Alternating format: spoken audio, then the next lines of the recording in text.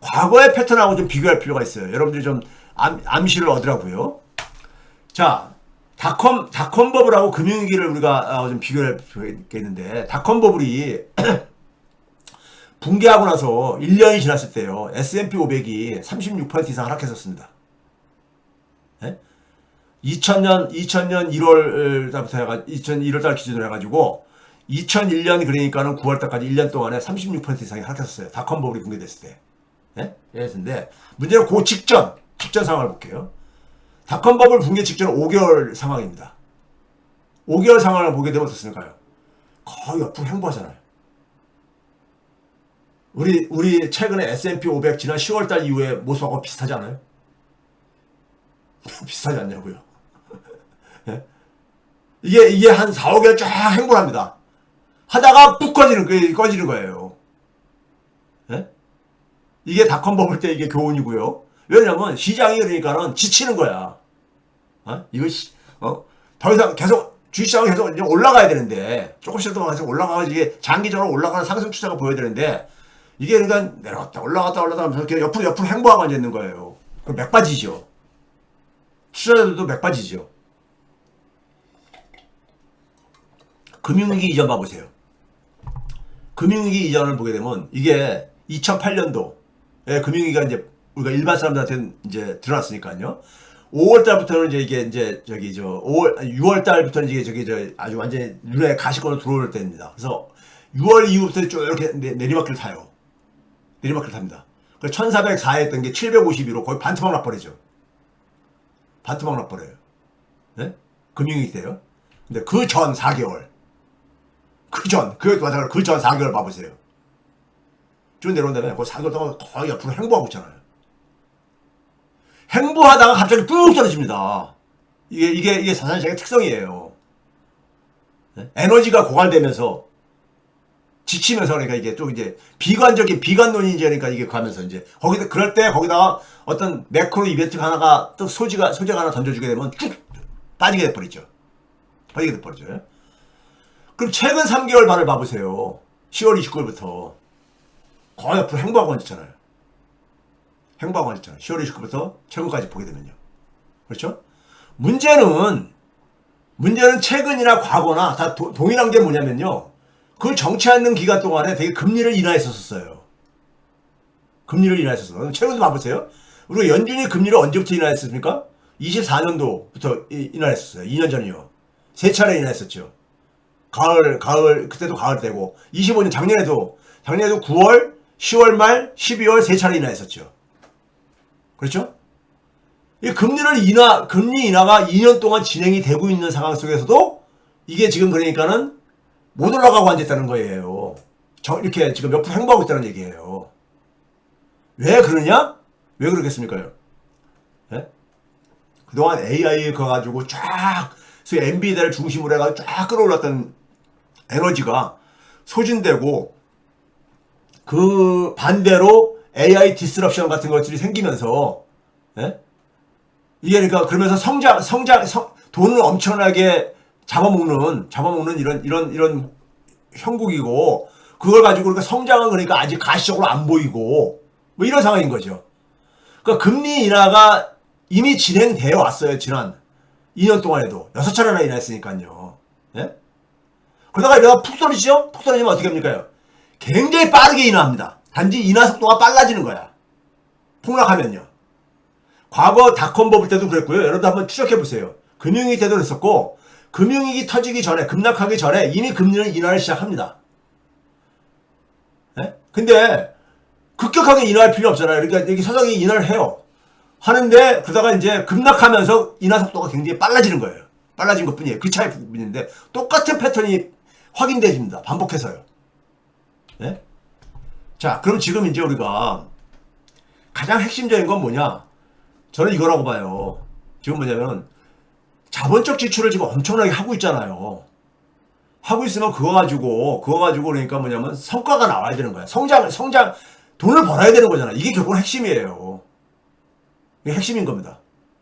그러니까 AI 기술을 가지고 현장에 이게 이제 그러니까 통합이 돼가지고 이거 아주 생산성도 증가하고 혁신도 만들어내고, 선진국가들에 되게 갖고 있는 문제는 뭡니까? 혁신을 해야 되는 거잖아요. 혁신이요. 그렇죠? 근데 이거에 그러니까 시간이 아직 필요한 상황이라 이겁니다. 상황은요. 그런 상황 속에서 서로가 이제 그러니까 뭐냐면 장기 생존 게임에 진입한 거예요. 살아남기. 그리고 최후의 승자가 되는 이 게임의 그 루프에 빠진 거예요. 여기다가 정치적인 것도 굉장히 안 좋아지는 환경이라 이겁니다. 아까 앞에서 얘기했듯이 트럼프가 잘못 낀 첫 단추 함정에 빠졌다 이거예요. 네? 11월 중간선거 참패 가능성이 지금 굉장히 높아져 가고 있죠. 가뜩이나 지금 지지율이 나빠지는 상황 속에서 레임덕 가능성이 굉장히 커지고 있다는 얘기입니다. 초조하죠. 그럼 여기서 분위기 전환용을 선택할 수가 있습니다. 근데 이 자체가 굉장히 무리수가 나올 가능성이 있다. 이게 두 번째 잘못 낀 단추가 되는 거죠. 네? 이런 악순환이 대개 보게 되면은 반복되면서 그러면서 1920년도 그랬었어요. 그래서 대공황으로 넘어가집니다. 그러니까 현재 지금 AI에 대해서 지금 얘기하려는 게 아니라요. 구글에 지금 그러니까 구글의 인공지능 모델을 주도하는 그 친구 누굽니까? 호사비스인가 누구예요? 네. 발음이 제가 지금은 뭐냐면은 우리가 흔히 말해서 AGI라고 해가지고 아티피셜 제너럴 인텔리전스 그러니까 일반 인공지능 그러니까 사람들 수준 그러니까 이게 조금 구체적으로 얘기하면 AI가 스스로 혁신하는 네? 이런 걸 도전하려면은 이 사람들이 한 5년에서 한 10년은 걸릴 거라 이거예요. 지금 현재 AI는 어떤 수준이냐면은 사람이 그러니까 학습시킨 내용에 고정돼 있고 네? 그러면 이 습득한 지식을 넘어가지고 인간은 그걸 가지고 응용도 하잖아요. 네? 응용도 하고 그러잖아요. 그렇죠? 근데 그래야 스스로가 그러니까 계속해서 진화하는 거죠. 이런 능력은 아직 결여되어 있다 이거예요. 이런 능력은 아직 못 갖추고 있다 이거예요. 두 번째는 뭐냐면은 단기적인 계획은 단순한 반응을 하지만은 사람들은 대개 보게 되면 장기적인 계획도 만들고 그러잖아요. 예? 그걸 하기 위해서 그러니까 어떠한 문제들을 해결해야 되는가 이런 것을 설정하고 그런 능력이 있잖아 사람은요. 근데 이런 능력은 없다는 거예요. 그 다음에 가장 구체적인 얘기로 보게 되면은 여러분도 많이 들었을 거예요. AI한테 제미나이나 챗GPT한테 국제 수학 올림피아드 수학 문제를 풀게 하게 되면은 금메달 딸 정도로 잘 풀더라 해서 깜짝깜짝 놀라잖아 우리가요. 그러니까 어떤 분야에서는 굉장히 능숙한다 이거예요. 근데 어떤 문제 같은 경우는 굉장히 간단한 문제, 굉장히 단순한 문제인데 기본적인 수학 문제인데도 실수를 저진다는 얘기죠. 그 얘기는 뭡니까요? 그 얘기는 뭐냐면은 좀 자기가 그러니까 훈련받은 대로 자기를 훈련시킨 데이터에 거기에 그러니까 특화되어 있는 그거에 그러니까 돼 있기 때문에서 그러다 보니까 들쑥날쑥한 지능을 보인다 이거예요. 실제로 저도 이제 많이 활용을 해보고 그러면은 실망스러운 대답들이 많이 나와요. 제가 알고 있는 걸 가지고 제가 이렇게 물어보고 그러면요. 예? 그러니까 들쑥날쑥한 지능을 간다 이런 얘기를 하거든요. 그럼 이런 지금 수준이라 이거예요.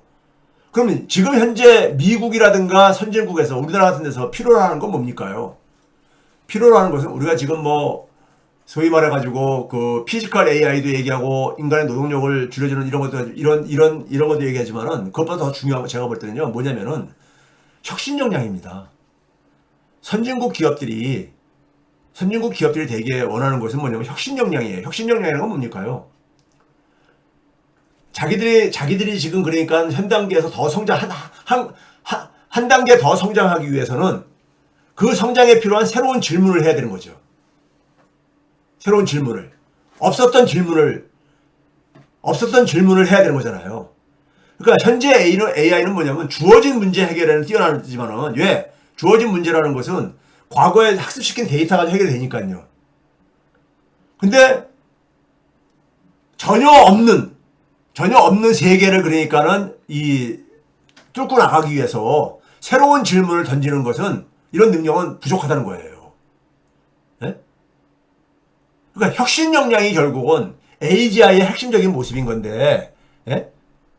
일반 인공지능이 일반 그 인간의 지능 같은 걸 갖고 있는 이거 하는 데는 최소한 5년에서 10년 정도는 더 필요할 거라 이거입니다. 이게 이쪽 분야 전문가들이 하는 얘기예요. 그러면은 이때까지 결국 뭐 해야 된다는 얘기입니까? 자본적 주체 KPX를 계속해서 투입만 하고 성과는 그러니까 안 나오는 이런 장기전, 이 비용 해소에 필요한 매출 증대가 단기간 내에는 해결이 어렵다는 것을 지금 얘기해 준 겁니다. 네? 해결이 어렵다는 거예요. 그럼 이러한 상황 속에서 주어진 문제 해결이라든가 데이터를 주어가지고 그거 가지고 해결하는 분야는 타격을 입히면서 AI 디스럽션이 생기는 거예요. 소프트웨어라든가 이런 사이버 안보라든가 이런 분야 속에서는요. 그런데 주로 대기업들의 이 빅테크들이 성장의 필요로 하는 그러한 동력을 제공해 줄 만큼 그러니까 AI 기술을 네? 소위 말해서 확보하기 위해서는 한 5년 내지 10년이 필요한데 그때까지는 결국은 지출이 계속해서 그러니까는 뒤따를 수밖에 없다 이거죠. 거기다가 미국 경기를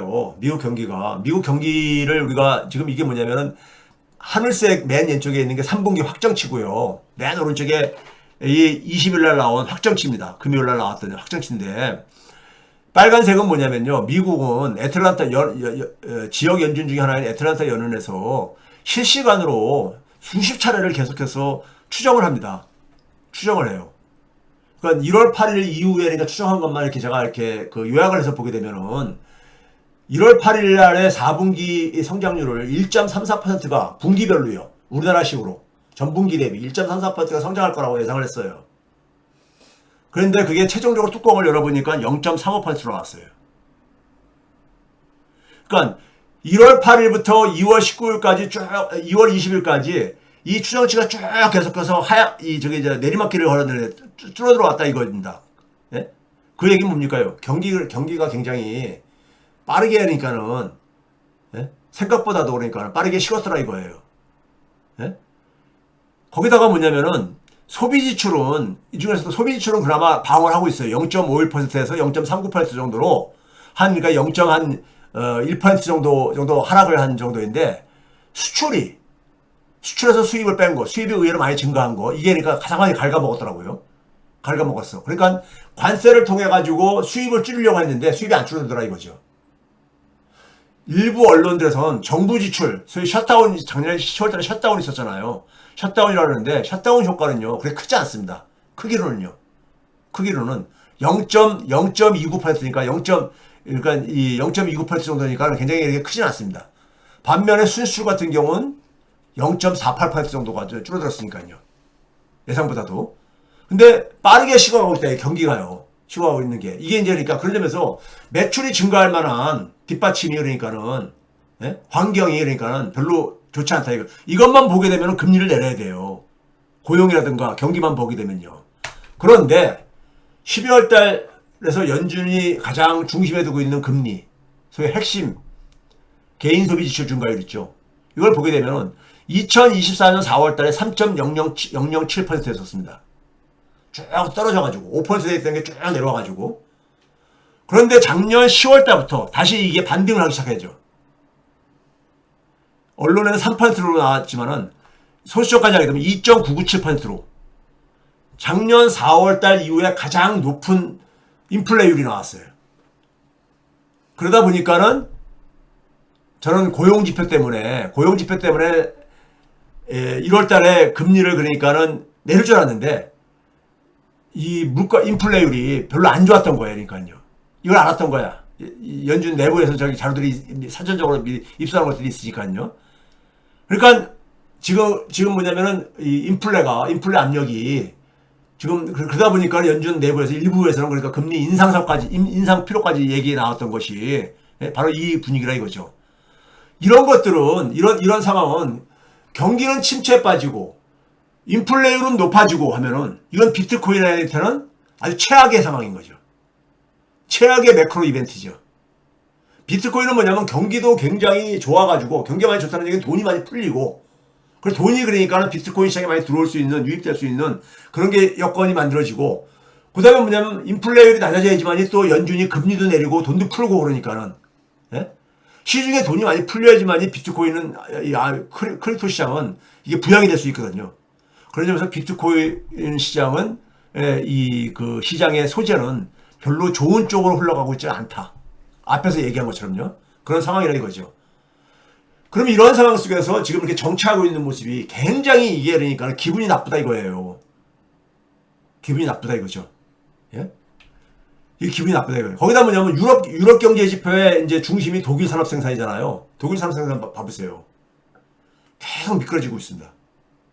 계속 내고 2019년에 경기 둔화가 오기 시작하거든요. 일단 코로나 팬데믹으로 이어졌죠. 그다음에 러우 전쟁으로 이어졌죠. 트럼프 관세를 맞죠. 계속 미끄러지고 있습니다. 유럽은 제조업 기반의 경제 구조거든요. 예? 그 중에 가장 중심이 독일의 산업 생산인데 독일의 산업 생산이 계속 미끄러지고 있습니다.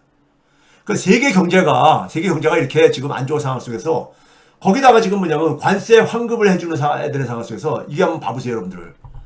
저도 이걸 보고서 깜짝 놀랐어요. 이 정도가. 미국 정부의 이자 지급액이요. 작년도에 1조 한 5천억 달러까지 증가했는데 이자 지급액이요. 이자만으로 갚아야 되는 게. 20년 이후에 이 지금 속도를 봐보세요. 수직 상승하고 있잖아요, 거의요. 맨 오른쪽에 보게 되면요. 예? 그러니까 2021년도에 팬데믹 치러가지고 많이 재정을 많이 풀어야 되더라도 6,100억 달러 정도 됐었는데 이게 2배가 넘는 1조 5천억 달러 육박하니까는 예? 이거 수직 상승하고 있잖아요. 2020년에 가속도가 붙고 있다 이거예요. 그러다 보니까 어떻게 됩니까? 장기 국채가 발행이 참 어려움을 직면하고 있죠. 장기 금리가 안 떨어지는 하나의 배경입니다. 장기 금리가요. 예? 미국 정부 지급의 이자액이 GDP 대비로 봐도 마찬가지입니다. 3%가 넘었어요, 이미요. 성장을 지금 2% 안팎을 하는데 정부가 이자로 갚는 게 GDP 대비로 3%가 넘으면은 그 성장한 걸 다 이자 갚는 데 써도 부족하다는 거잖아요. 네? 거기다가 이 근본적인 원인은 뭡니까? 재정적자예요. 재정적자. 금융위기 이후에 최근까지 재정적자가 GDP 대비 6.3%인데 그 이전에 1.5%에서 4배가 증가한 거잖아요. 근데 이것도 금융위기 이후와 팬데믹 이후를 나눠서 보게 되면요. 금융위기 이후에는 5.2%였는데 재정적자가 GDP 대비 팬데믹 이후에는 8.3%예요. 그러니까 이게 지금 증가 속도가 너무 빠른 거예요. 증가 속도가. 이 재정적자가 왜 생기느냐? 제가 늘 얘기했듯이 재정의 지출을 지금 줄이려고 되게 해도 줄일 데가 별로 없잖아요. 수입을 늘리는 거는 결국 증세거든요. 근데 왜 반대로 감세로 가고 있잖아요. 이게 제가 지난번에도 얘기했잖아요. 2차 세계대전 이유와 정반대로 간 결과라고. 네? 반면에 이 금이 그동안에 쭉 지급했는데 금이 여전히 뭐냐면은 S&P 500보다 수익률이 높습니다. S&P 500 수익률이 올해 들어와가지고 보게 되면은 0.7%뿐이 안 돼요. 수익률이요. 근데 금 투자 수익률이 16.5%니까요. 그러니까 미국 자산들이 제가 그랬잖아요. 매력이 없어지고 있다. 그건 지난번에 얘기했잖아요. 그럼에도 불구하고 금조차도 5,100달러를 잠깐 돌파했더구만. 저 1월 주말에요. 근데 그래도 요즘 횡보하고 있잖아요. 1월 말 이후에 2월 달부터 이렇게 횡보하고 앉았잖아요. 금도 그러니까요. 거의요. 그렇죠? 금 가격도 정체하고 있잖아요. 저는 이런 정체가 굉장히 기분이 가다 이거예요. 주식, 금, 비트코인 이런 것들이 다 옆으로 횡보를 하고 앉아있어요. 횡보하고 있는 상황 속에서 여기서 이제 그러니까 에너지가 먼저 소진되는 주제들이 나타나기 시작하죠. 견디지 못하는. 그러면서 시장은 그러면서 이제 뭐냐면은 이게 치고 올라가야 되는 에너지가 있어야 되는데 치고 올라가는 에너지는 지금 안 보인다 이거예요. 안 보이는 상황 속에서 이게 그러니까는 갑자기 확 미끄러질 수가 있다 이거죠. 자신감에 이제 그러니까 이 추락으로요. 그렇게 됐을 때 그런 상황이 이제 그러니까 가장 최악의 상황인데 그 상황이 결국 이제 그러니까 지금 비트코인이니까 6만 달러대가 붕괴된다거나 지금 6만 5천 달러 밑으로 내려가게 되면 굉장히 막 저 위태위태 보이고 그러잖아요. 네? 그러니까 그 상황으로 지금 우리가 압박을 받는 현상이 나타나거나 하게 되면 주식에 주가가 폭락으로 이어져가지고 경기 침체가 더 가속화되게 되면은, 그 다음에는 비트코인의 또 저기 저 악순환, 재폭락이 또 이어질 수 있고, 악순환의 사이클이 그러니까는, 예? 악순환의 사이클이 만들 수 있다 이거죠. 그렇게 됐을 때, 그렇게 시장이 붕괴됐을 때도 우리나라 반도체가 여전히 갈 수 있겠는가? 우리나라 반도체는 기본적으로 미국의 소위 말해서 이 그 하이퍼 스케일러들을 중심으로 하는 이 반도체 수요에 비롯되고 있는 거잖아요. 네? 미국 시장이잖아요. 결국은요. 그 반도체 수요에 기반하고 있는 거잖아요. 그런데 우리가 2018년도에 반도체 그 당시 그 슈퍼 사이클을 얘기했었거든요. 돌아왔다. 2019년도에 세계 경기가 이게 저기 저 침체 둔화하면서 반도체도 같이 경기가 확 꺾입니다. 그때하고 지금은 그러니까 물론 지금은 AI가 지금 주도하는 새로운 국면이긴 하지만은 미국이 그러니까 이런 지금 저기 붕괴 상황으로 시장이 치달게 될 경우는 우리나라 반도체에 대한 반도체가 시장 지배력이 굉장히 강하더라도 매출을 그러니까 지금 같은 그 이 매출이 주문이 밀리는 그런 이 호황이 지속될 수 있겠는가? 여기에 대해서는 그러니까 여러분들이 한편에서 그러니까 최소한의 경계 심리를 가지고 그러니까는 돼야 될 것 같다 이겁니다. 예? 돼야 될 것 같다 이거예요. 이게 이제 그러니까는 제가 시장을 지금 경제학자가 보는 매크로한 부분을 지금 오늘 이제 그러니까 제가 정리를 한 얘기들인 겁니다.